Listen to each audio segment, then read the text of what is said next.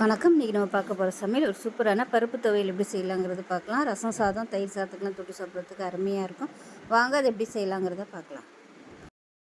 இப்போ ஒரு பேன் எடுத்துக்கலாம். ஒரு 2 டீஸ்பூன் அளவுக்கு எண்ணெய் விட்டுக்கலாம்.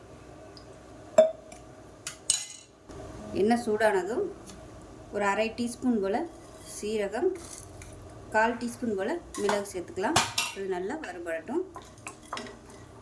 இப்போ இது வறுபட்டு இருக்கும்போது ஒரு 6 வரமிளகாய் சேர்த்துக்கலாம். காரத்துக்கு தேவையான அளவு சேர்த்துக்கோங்க.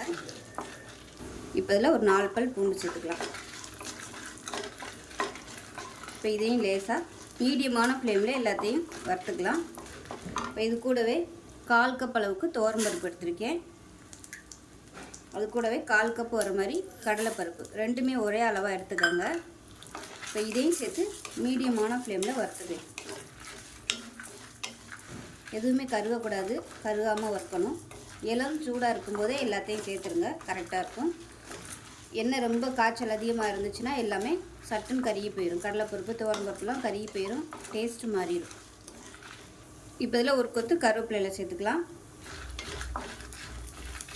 இப்போ பாருங்கள், எல்லாமே நல்லா வறுபட்டுருச்சு, வாசனை சூப்பராக வந்துட்டுருக்கு. இந்த ஸ்டேஜில் 1/4 கப்பு அளவுக்கு துருவன தேங்காய் சேர்த்துக்கலாம்.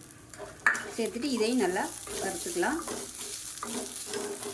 இப்போ இதுக்கு தேவையான அளவு உப்பு சேர்த்துக்கலாம். உப்பு கொஞ்சமாகவே சேர்த்துக்கோங்க, துவையலுக்குலாம் உப்பு அதிகமாக பிடிக்காது. அந்த தேங்காயை சேர்த்து நல்லா வறுத்தாச்சு. இப்போ கேஸ் அமர்த்திட்டு இதை உடனே வேறு பிளேட்டுக்கு மாற்றிடுங்க. இப்படியே விட்டிங்கன்னா எல்லாமே கருகி போயிடும்.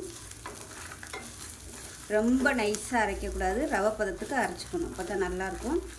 தண்ணி ஊற்றாமல் நல்லா அரைச்சிட்டு பார்க்கலாம். இப்போ பாருங்கள், நல்லா அந்தளவுக்கு அரைச்சாச்சு. லைட்டாக நெருன்னு இருக்குது, ரொம்ப நைஸாக இல்லை. இது வந்து ஒரு பவுலுக்கு மாற்றிக்கலாம்.